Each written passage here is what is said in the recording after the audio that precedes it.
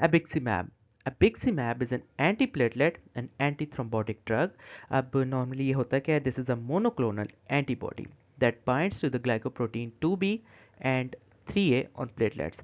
अब होता क्या है कि नॉर्मली ग्लाइकोप्रोटीन 2b और 3a दोनों प्लेटलेट्स के साथ बाइंड करता है फिब्रिनोजन, जो कि बाद में फिब्रिन के अंदर चेंज होता है, और ये जो होता है सारे थ्रोम्बस के स्ट्रक्चर को होल्ड करके रखता है. अब अबिक्सिमैब इसके साथ बाइंड करेगी और इनहिबिट कर देगी, जिसकी वजह से थ्रोम्बस का स्ट्रक्चर जो है वो नहीं बन सकता. तो अगर एंटीकोएगुलेंट्स के मैकेनिज्म ऑफ एक्शन की बात करें तो जो एथेरोस्क्लेरोटिक प्लैक होगा जो कि आर्टरी की वॉल के अंदर होगा, जब वो रप्चर करेगा तो उसकी वजह से थ्रोम्बस बनेगा. अब इस थ्रोम्बस के डिफरेंट कंपोनेंट्स हो सकते हैं. सबसे पहले इसमें प्लेटलेट एडहीजन होगी. जो प्लेटलेट्स होंगे वो आपस में अडेयर करेंगे. अब ये किस तरह अडेयर करेंगे? प्लेटलेट के ऊपर एडीपी आकर बाइंड करेगा. सो प्लेटलेट के ऊपर जब एडीपी आकर बाइंड करता है तो ये क्या करता है, फैक्टर 2a और 3b की एक्सप्रेशन करवाता है. सो फैक्टर 2a और 3b जो होंगे एक्सप्रेस हो जाएंगे, और देन इन फैक्टर 2a और 3b को आपस में जो चीज़ बाइंड करके होल्ड करके रखेगी, this is going to be fibrinogen, जो कि बाद में फिब्रिन में कन्वर्ट होगा. और ये जो फिब्रिन है ये सारा जो होगा मैश का फ्रेमवर्क इसको मेंटेन करके रखेगा. सेकंड, इसमें कुछ क्लॉटिंग फैक्टर्स जो होंगे वो एक्टिवेट होंगे. For example clotting factor, tissue factor, factor 12A, 10A, 2A, ये सारे एक्टिवेट होंगे. अब जब थ्रोम्बस बना है, आर्टरी की इंटीरियर वॉल जो है वो थोड़ी डैमेज हो गई है, तो उसकी वजह से क्या हुआ है, इंट्रिंसिक पाथवे और एक्सट्रिंसिक पाथवे दोनों एक्टिवेट हुए हैं. इंट्रिंसिक पाथवे के थ्रू जो होगा वो फैक्टर 7A प्रोड्यूस होगा, और एक्सट्रिंसिक पाथवे के थ्रू पहले फैक्टर 12 एक्टिवेट होगा, दिस इज कॉल्ड 12A. फिर फैक्टर 11 एक्टिवेट होगा, this is 11A. And then finally factor 9 जो होगा एक्टिवेट होगा, दिस इज 9A. अभी जो फैक्टर 7A और फैक्टर 9A है ये क्या करेंगे, ये फैक्टर 10 को एक्टिवेट कर देंगे इनटू फैक्टर 10A. अब ये जो फैक्टर 10A है ये क्या करेगा, ये थ्रोम्बिन को एक्टिवेट करेगा. सो factor 10A thrombin, which is factor 2, इसको एक्टिवेट करेगा into 2A in the presence of calcium ions, in the presence of phospholipids and in the presence of factor 5A. अब ये जो थ्रोम्बिन है ये क्या करेगा, ये फिब्रिनोजन को चेंज करेगा फिब्रिन में, जो कि प्लेटलेट का मैश या जो फ्रेमवर्क है उसको होल्ड करके रखते हैं. सो जो फिब्रिन आपस में दो प्लेटलेट्स को through glycoprotein 2A and 3B hold करके रखे, वो फाइनली एक्टिवेट हो गए. और उसको किसने किया है, थ्रोम्बिन ने किया है. अब इस सब के अलावा एक और एंजाइम होता है which is inactive, this is called plasminogen. ये फाइनली एक्टिवेट होता है प्लाज्मिन में, और इसको एक्टिवेट कौन कराता है, प्लाज्मिनोजेन एक्टिवेटर्स. अब ये जो प्लाज्मिन है ये क्या कराता है, ये क्लॉट को रिजॉल्व कराता है. So it डिसइंटीग्रेट्स this fibrin molecules. तो ये जो प्लाज्मिन है इसने क्या करना है, फाइब्रिन की डिसइंटीग्रेशन करानी है और क्लॉट जो है इसको सारा रिजॉल्व करा देना है. अब इस सब के दौरान जो प्लेटलेट्स है वो डिफरेंट केमिकल्स प्रोड्यूस कर सकती है. फॉर एग्जांपल साइक्लोऑक्सीजनेस पाथवे के थ्रू ये प्रोड्यूस कर सकते हैं थ्रोम्बोक्सिन A2, प्रोस्टासाइक्लिन्स वगैरह. इसके अलावा डिफरेंट और केमिकल्स, एडिनोसिन अपटेक ये लोग कर सकते हैं. Then they have cyclic GMP phosphodiesterase activity. So platelets में से डिफरेंट जो होंगे केमिकल्स वगैरह वो भी रिलीज होंगे. तो अब इसमें डिफरेंट स्टेप्स हैं, तो हम हर डिफरेंट स्टेप के ऊपर कोई ना कोई ड्रग देकर इस सारे मैकेनिज्म को ब्लॉक कर सकते हैं. सो फर्स्ट ऑफ ऑल जो साइक्लोऑक्सीजनेस पाथवे को जो चीज़ ब्लॉक करेगी that is going to be aspirin. तो एस्पिरिन क्या करेगी, साइक्लोऑक्सीजनेस को ब्लॉक करेगी, जिसकी वजह से थ्रोम्बोक्सिन A2 भी फॉल कर देगा और प्रोस्टासाइक्लिन PGI2 भी फॉल कर देगा.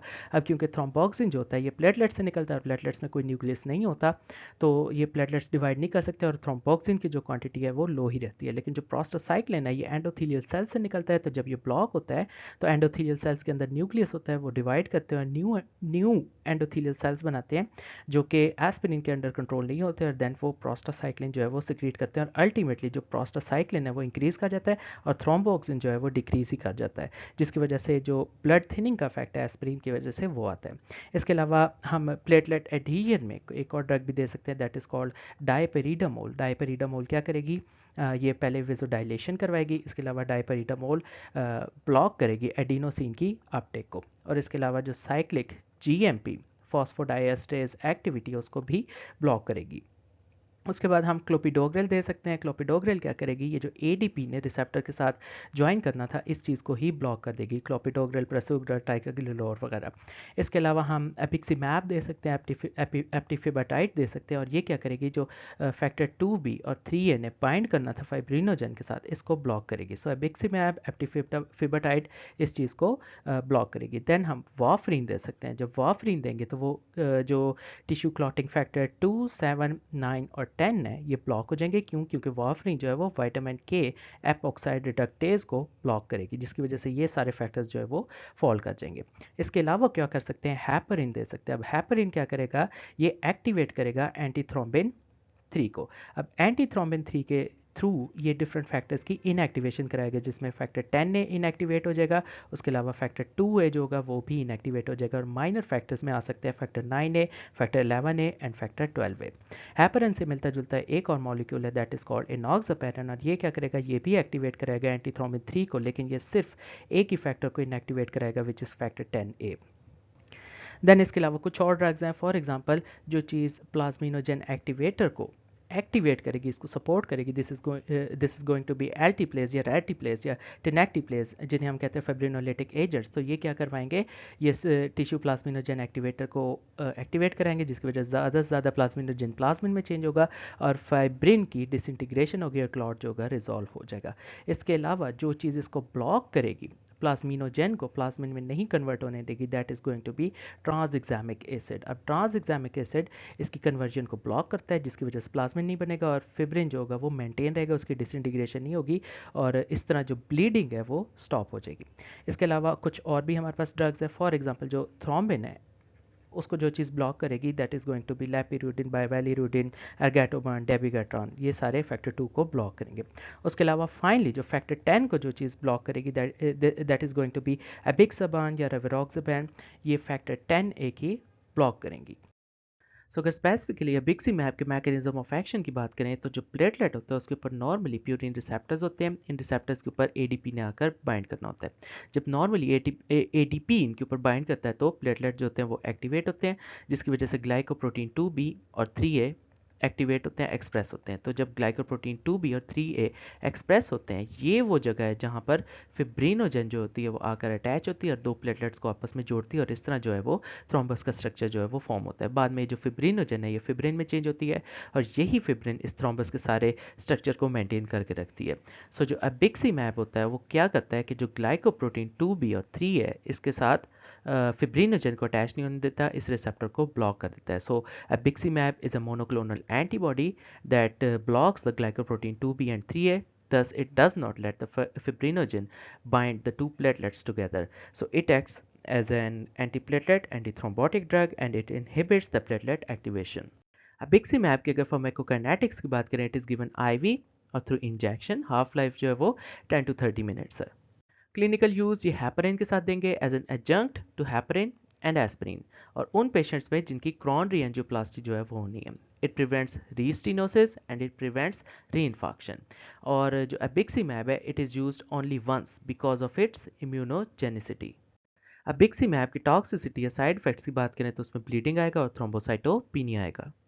तो अगर other similar drugs that are used in coagulation disorders देखें तो उसमें कुछ एंटीकोएगुलेंट्स और कुछ ऐसी ड्रग्स हैं जो कि ब्लीडिंग को रोकती हैं। तो अगर पहले एंटीकोएगुलेंट्स की बात करें तो उसमें हैपरिन एंड रिलेटेड प्रोडक्ट्स आएंगे। सबसे पहले अनफ्रैक्शन हैपरिन, और अगर हम लो मॉलिकुलर वेट हैपरिन को देखें तो उसमें नॉक्सापैरिन, डेल्टीपैरिन, टिंजापैरिन और फोंडापैरिन नेक्स वगैरह आ सकते हैं। इसके अलावा कुछ और ड्रग्स हैं, these are called direct thrombin inhibitors, यानी ये फैक्टर 2 की इनहिबिटर्स है। These are lepirudin, desirudin, bivalirudin, argatroban and dabigatran. Then we have direct factor 10A, यानी 10A फैक्टर्स को इनएक्टिवेट करने वाले, these are going to be rivaroxaban, apixaban and edoxaban. फिर हमारे पास आता है warfarin. Now this warfarin is a coumarin antagonist, और ये क्या करता है, विटामिन के एपॉक्साइड रिडक्टेज को ब्लॉक करता है, जिसकी वजह से फैक्टर 2, 7, 9 एंड 10 जो होंगे वो ब्लॉक हो जाएंगे। फिर इसके बाद कुछ थ्रोम्बोलिटिक एजेंट्स आते हैं। थ्रोम्बोलिटिक एजेंट्स को हम दो टाइप्स में डिवाइड कर देते हैं। First of all TPA analogues and then we have streptokinase. TPA which is tissue plasminogen activator analogues, तो इसमें एल्टीप्लेज, रेटिप्लेज, टिनएक्टिप्लेज आएंगे, and in streptokinase we have streptokinase. इसके अलावा कुछ हमारे पास एंटी प्लेटलेट ड्रग्स आएंगे, और उसमें सबसे पहले glycoprotein 2b and 3A inhibitors अगर उनको देखें तो उसमें टायरोफिबान, एपिक्सिमैब और एप्टिफेबटाइट आ सकते हैं। Then we have ADP inhibitors, जो प्लेटलेट्स के ऊपर ADP ने आकर बाइंड करना होता है रिसेप्टर पे, ये उनको इनहिबिट करेंगे। उसमें आ सकते हैं क्लोपिटोग्रल, प्रेसुग्रल, टेक्लोबिडिन और टाइकाग्लेरोर।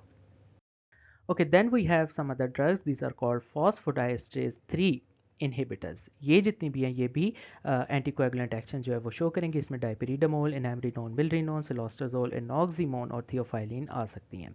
इसके अलावा जितनी भी ड्रग्स बच जाती हैं ये वो ड्रग्स हैं जो कि क्लॉटिंग करवाएंगी या bleeding stop करवाएंगी।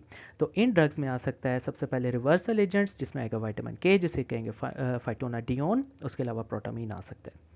Then clotting factors, उसमें आएगा फैक्टर 8 या डेस्मोप्रेसिन। और फाइनली हमारे पास एंटी प्लाज्मिन ड्रग्स आएंगी। सो एंटी प्लाज्मिन ड्रग्स में अमाइनो कैप्रोइक एसिड और ट्रांसएग्जामिक एसिड आ सकते हैं।